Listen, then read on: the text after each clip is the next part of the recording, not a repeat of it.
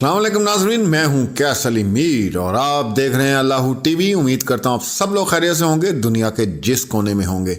जी, ढक्कन वकील जो है वो बिल्कुल पुतर गया है और बिल्कुल पागल हो गया है। उसको समझ नहीं आ रही कि उनके साथ हुआ क्या है। सारा पैनल ही उनका आप देखें वो पागल हो चुके हैं। मुख्तलिफ वीडियोज़ भी हैं, बहुत से चैनल्स हमारे जो भाई हैं उन्होंने अपलोड की हैं और लड़ाने पे आ गए हैं। बच्ची को बदनाम कर रहे हैं, गालियां दे रहे हैं, गलीज लफ्ज़ इस्तेमाल कर रहे हैं। और काला कौवा जो है वो अब खाता भी कुछ नहीं है, लेकिन बिठे जो है ना उसने करनी बंद नहीं की। वो बिठे करने से बाज नहीं आ रहा, लेकिन वो आ जाएगा। ढक्कन वकील को बड़ा शौक है जी बच्ची को मीडिया पे लाएं। और भाई साहब आ रही है बच्ची मीडिया पे, टेंशन ना लो, ठीक है ना।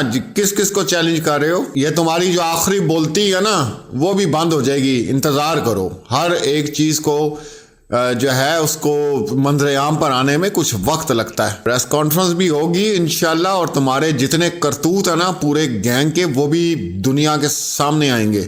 और उसके बाद जो पंजाब यूनिवर्सिटी के हवाले से चीज़ें हम तक पहुंच रही हैं और उसको भी हम देख रहे हैं इंशाल्लाह।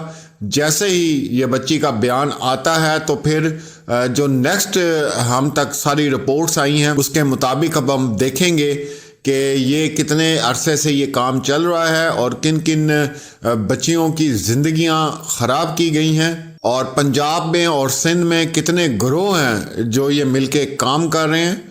और अगला जो हम लोगों का इंशाल्लाह टारगेट है वो बिल्कुल ये है। और मैंने एक वीलॉग किया था और उसका बैनर बनाया था कि जलते तवे पर नागिन डांस। तो लोगों ने पूछा कि भाई ये आप क्या कहना चाह रहे हैं? तो मैं अब उनको क्या समझाऊं कि मैं क्या कहना चाह रहा हूं। नागिन तो आपको पता है दुनिया में जो मशहूर है। नागिन को और नाग को तत्ते तवे पर बैठा दिया जाए तो जो हालात इस वक्त उनके हैं वही हो रहे हैं और इसको आपने एंजॉय करना है। ऑडियंस एंजॉय करना है। ऑडियंस मैं आपको बताता हूं, इसको एंजॉय करना है, आपने मज़े लेने हैं, ठीक है ना।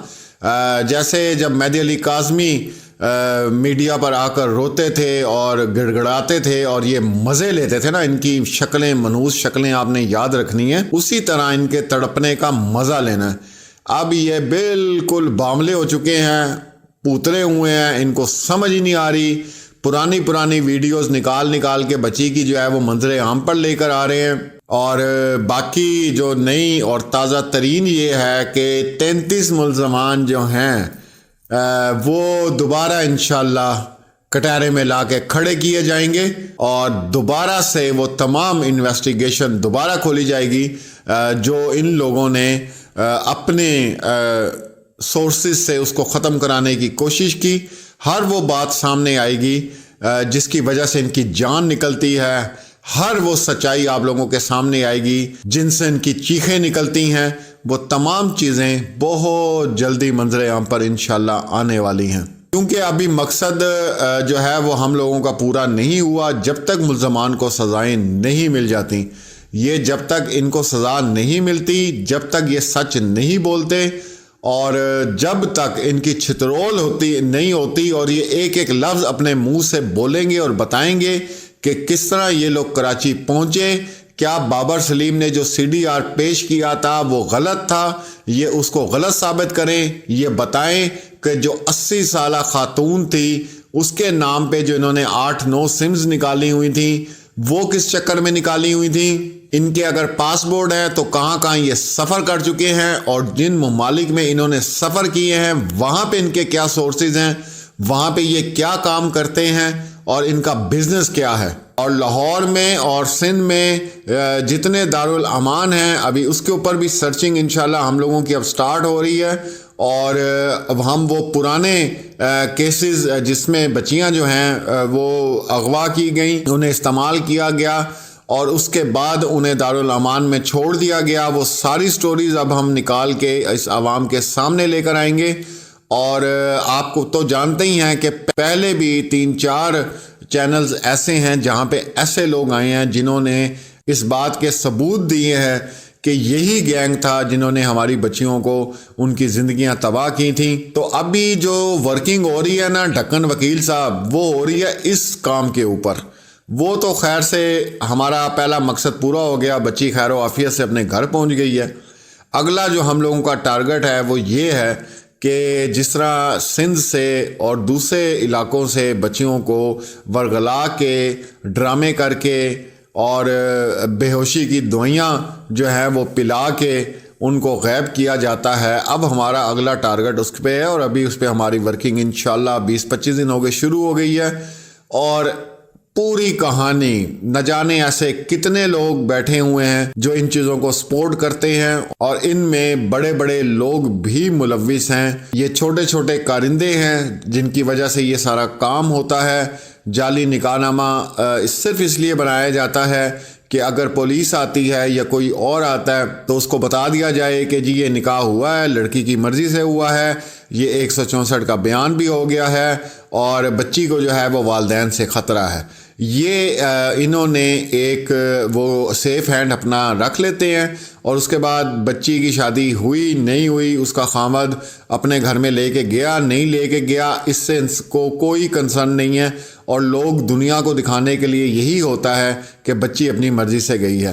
ایسے بہت سے کیسز آپ لوگوں کے سامنے آئے جسے ہم رپورٹ بھی کرتے رہے، اور انشاءاللہ اب ان کیسز کو روکنا ہے، کیونکہ جہاں سے یہ جعلی نکاح بنائے جاتے ہیں، جہاں سے یہ گواہ آتے ہیں، جہاں سے یہ نکاح خواہ آتا ہے، تو یہ تمام تر چیزیں ہم نے بند کرنی ہیں، اور وہاں تک پہنچنا ہے کہ یہ کون لوگ ہیں جو مکمل تیاری کے ساتھ بیٹھے ہوئے ہیں، اور ودن 12 آورز یا 24 آورز کے جس میں آپ FIR بھی پاکستان میں نہیں کٹوا سکتے، وہاں پہ نکاح بھی ہو چکا ہوتا ہے اور والدین کے خلاف بیان بھی دیا جا چکا ہوتا ہے۔ ہمارے پاس ایک کیس آیا تھا، اور اس میں آپ لوگوں کے ساتھ میں نے شیئر بھی کیا تھا، صوبیہ بطول کا تھا، کہ آپ یہ دیکھیں کہ باپ کہیں کام پہ گیا ہوا ہے، اور والدہ نے بچی کو کہا ہے بیٹا دکان سے کریانہ سٹور سے سرف لے کر آؤ۔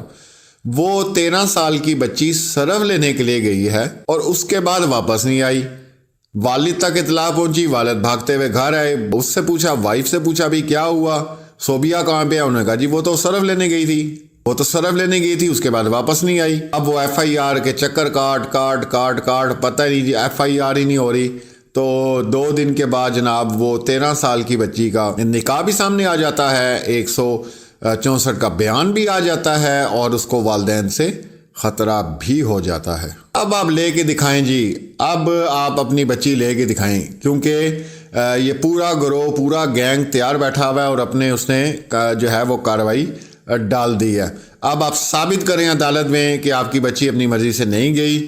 بچی کو یرغمال بنا لیا جاتا ہے، ڈرایا دھمکایا جاتا ہے، مارا جاتا ہے کہ اگر تم نے کوئی بیان دیا، تم نے اپنی زبان کھولی تو تمہارے والدین کو مار دیں گے، تمہاری زندگی کو تباہ کر دیں گے۔ تو یہ پوری سٹوری جو ہے سیم اسی طرح یہ جو زہرا کاظمی کے ساتھ ہوا، آپ لوگوں کے سامنے اللہ نے یہ تمام حقائق سے پردہ ہٹانا تھا اور ہٹا، اور انشاءاللہ آخری دم تک جب تک ہم لوگوں کی سانس چل رہی ہے یہ جو ایک گھنونا جرم ہے یہ انشاءاللہ پاکستان سے اس کا ہم خاتمہ کر کے ہی جائیں گے۔